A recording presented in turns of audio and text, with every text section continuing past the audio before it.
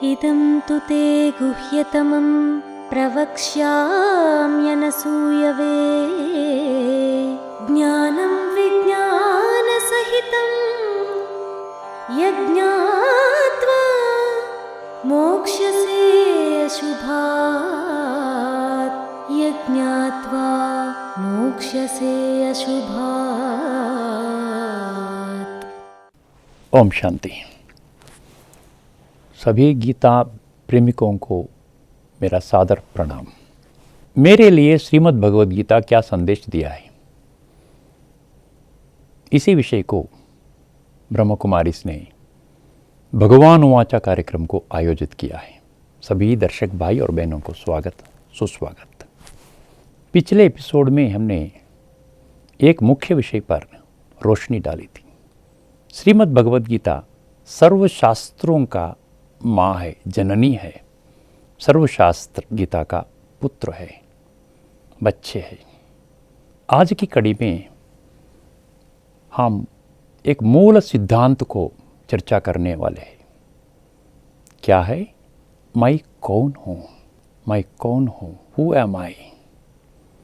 इस विषय को जानने से श्रीमद् भगवद गीता का 574 श्लोक भगवान वाचा का सार आप जान सकते हैं, नहीं तो गीता का सार नहीं जान सकते। इस विषय को ध्यान में रखना होगा। मैं कौन हूँ आप गूगल में टाइप करने से कई चर्चाएं आपका सामने आते हैं। कोई भी एक प्रवचनकर्ता ऐसा नहीं कहा कि मैं शरीर हूँ, मैं शरीर से अलग एक चैतन्य शक्ति हूँ, उसी को आत्मा कहा। इस सिद्धांत को कहा, थियरी को दिया, परंतु इस थियरी को प्रैक्टिकल में कैसा लाना, कैसा अनुभव करना, मैं आत्मा हूँ, ये अनुभूति ये कराने का मार्ग कोई भी अभी तक नहीं बताया। केवल श्रीमद् भगवद गीता तत्व को जानने से ही इस विषय स्पष्ट होता है, क्योंकि हमने इसके लिए हमको 84 लाख जीवराशियों में केवल मनुष्यों को ही परमात्मा ने बुद्धि नेत्र प्रदान किया है। इसको जागृत करके हमको समझना होगा। जैसा हमने पहला एपिसोड में 9वें अध्याय पहला श्लोक एक टैगलाइन वर्स हमने सुना है, उसमें दो मुख्य विषय है। भगवान ने क्या कहा? इति गुह्यतमम, ये गुह्यताओं से भरा हुआ शास्त्र है, ज्ञान है। और दूसरी विषय है, केवल मैं ज्ञान ही नहीं देता हूँ, बल्कि इस ज्ञान को जीवन में उतारने का कला, उसी को विज्ञान कहा जाता है, अंग्रेजी में विजडम कहा जाता है, वह भी मैं देता हूँ। इससे स्पष्ट होता है कि श्रीमद् भगवद गीता एक ही शास्त्र है, मैं कौन हूँ इस प्रश्न का समाधान भी देता है और अनुभव भी कराता है। गीता में छिपे हुए गहरी राजों को जानने से हमको गीता का तत्व समझ में आता है। तत्व माना क्या है? हमने पिछले एपिसोड में भी कहा है, तत्वम माना, तत्व माना वह, त्वम माना आप। इसका अर्थ क्या होता है? तत्वम माना सारे गीता ज्ञान मेरे लिए, हमारे लिए। तत्वम ये गहरी शब्द है, इसको हम एक सेपरेट कड़ी में डिटेल डिस्कशन करेंगे। अभी एक इंटरेस्टिंग विषय आपको बताऊंगा। तत्वों को समझना हो तो उसका 3 कंपोनेंट्स होगा। एक है सत्य, दूसरा है तर्क और तीसरा है व्यवहारिक व साधारण बुद्धि। इसी को अंग्रेजी में कहते हैं truth, logic and common sense. भगवान को अब्सोल्यूट ट्रूथ कहते हैं, परम सत्य कहते हैं। इसको समझना होगा। जब भगवान को परम सत्य कहते हैं, परमात्मा जो कह रहा है भगवान वाचा के द्वारा, वो सत्य ही होगा, इसको मानना ही है। दूसरे विषय है तर्क। तर्क माना क्या है? लॉजिक। लॉजिक माना क्या है? एक ही विषय पर परमात्मा कहता है, उसको अमल में कैसा लाना कहता है, कोई कॉन्फ्लिक्ट नहीं होता है। अभी समझिए, हम हमारा प्रार्थनाओं में एक शब्द यूज करते हैं कि लोका समस्ता सुखिनो भवन्तु। इसका अर्थ क्या है? हे भगवान, मैं दुनिया के सर्व मनुष्यों का भलाई के लिए मेरा प्रार्थना है, मैं ऐसा ही काम करूँगा, किसी को दुख नहीं देता हूँ। क्या ऐसा करते हैं?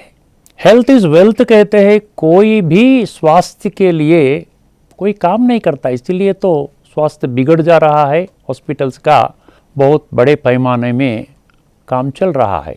चरित्र गया तो सब कुछ गया। If character is lost everything is lost कहते, फिर चरित्र को खोने का काम ही दुनिया में सभी मनुष्य करते हैं।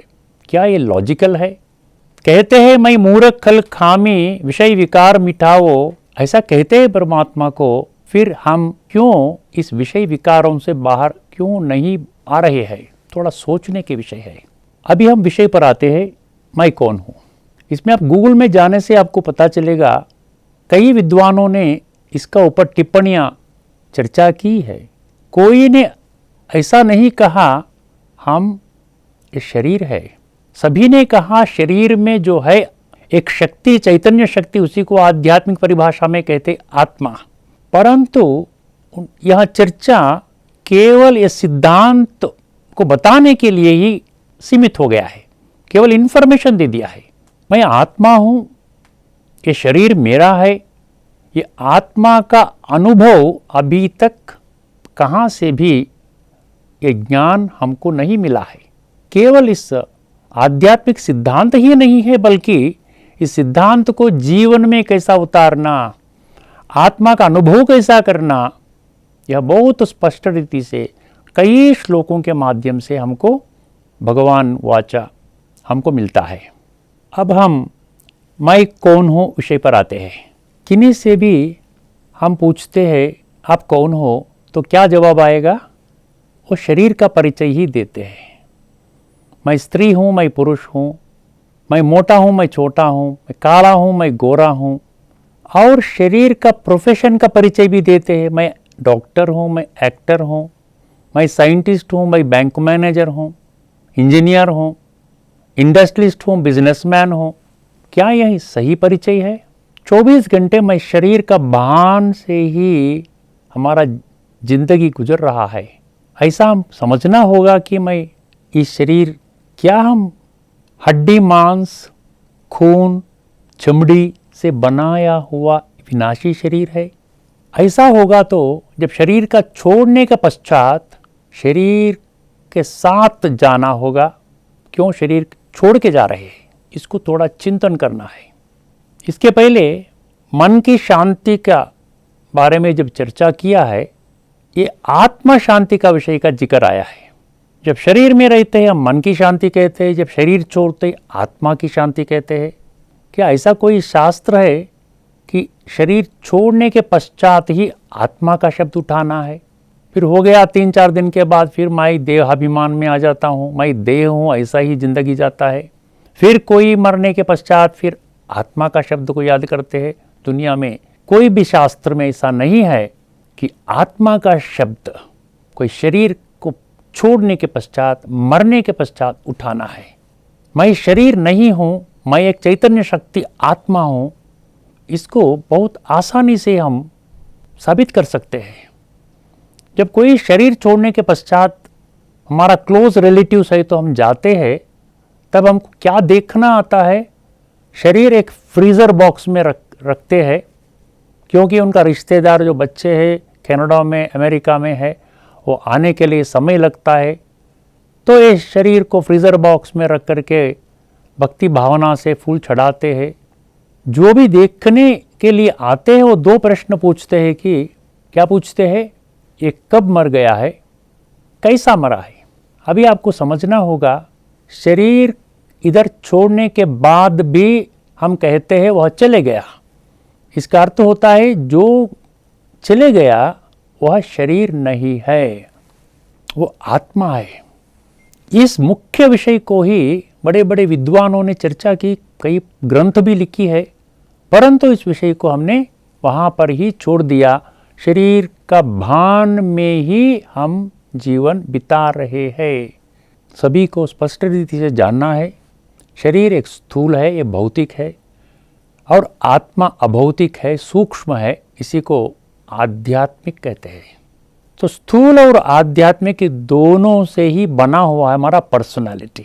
वैसा ही दुनिया में जितने भी 800 करोड़ लोग हैं वैसा ही बने हैं। यही सत्य को श्रीमद् भगवद गीता हमको बता रहा है। गीता में 10वां अध्याय विभूति योग 22वां श्लोक में मैं 2 विषय का जिक्र करता हूँ। भगवान ने कहा भूतानाम अस्मि चेतना। भूतानाम अर्थात पंच तत्व से बना हुआ इस चमड़ी, हड्डी, मांस का शरीर, इसमें चेतना शक्ति मैं हूं कहा परमात्मा ने। तो परमात्मा को जानने के लिए चेतना शक्ति, आत्मा का अनुभव करना बहुत जरूरी है। और वही श्लोक में कहता है इंद्रियाणाम मनश्चास्मि। ये इंद्रियों जो है फिजिकल होता है, भौतिक होता है। ज्ञानेंद्रिय 5 और कर्मेंद्रिय 5 ये भौतिक होता है। परंतु परमात्मा ने कहा इंद्रियाणाम मनश्चास्मि, सर्व इंद्रियों में मैं मन हूँ। ये मन सूक्ष्म होता है।